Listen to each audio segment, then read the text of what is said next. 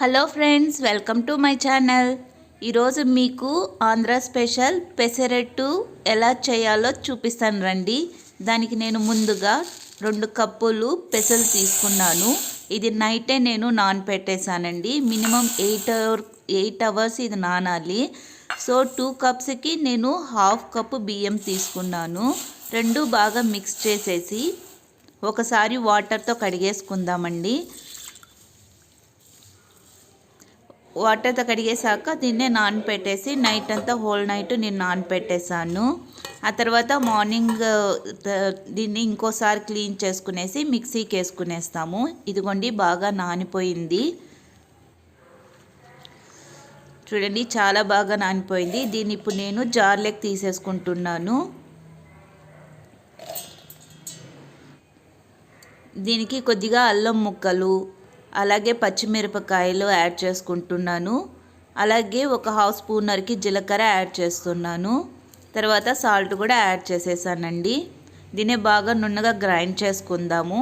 ఇదిగోండి గ్రైండ్ అయిపోయింది, బాగా నున్నగా గ్రైండ్ అయింది. దీన్ని ఒక బౌల్లోకి తీసేసుకుందాము. దీన్ని బాగా ఇలా మిక్స్ చేసేసుకుందాము. ఇది బ్యాటర్ రెడీ అయిపోయిందండి, పెసరట్టు బ్యాటరు.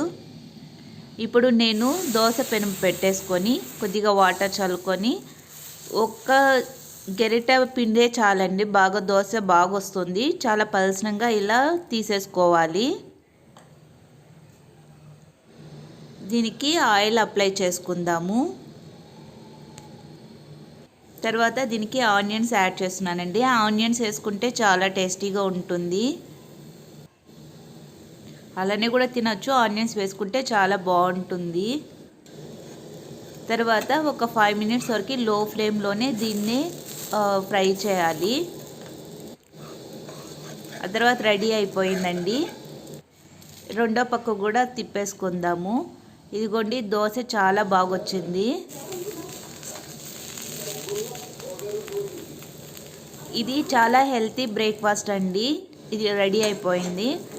మార్నింగు పిల్లలకు కానీ పెద్దలకు కానీ ఇది అట్లీస్ట్ వీక్లీ వన్స్ చేసుకున్నామంటే చాలా బాగా హెల్తీగా ఉంటారు. ఇదిగోండి రెడీ అయిపోయింది. ఎంత బాగా వచ్చిందో చూడండి. మీకు కానీ ఈ వీడియో నచ్చినట్లయితే ఒక లైక్ చేసి కామెంట్స్ చేయండి. మీకు ఎలా వచ్చిందో ఒకసారి ట్రై చేసి కామెంట్ బాక్స్లో కామెంట్ చేయండి. నా ఛానల్ కానీ ఫస్ట్ మీరు చూస్తున్నట్లయితే please subscribe to my channel. Thank you for watching.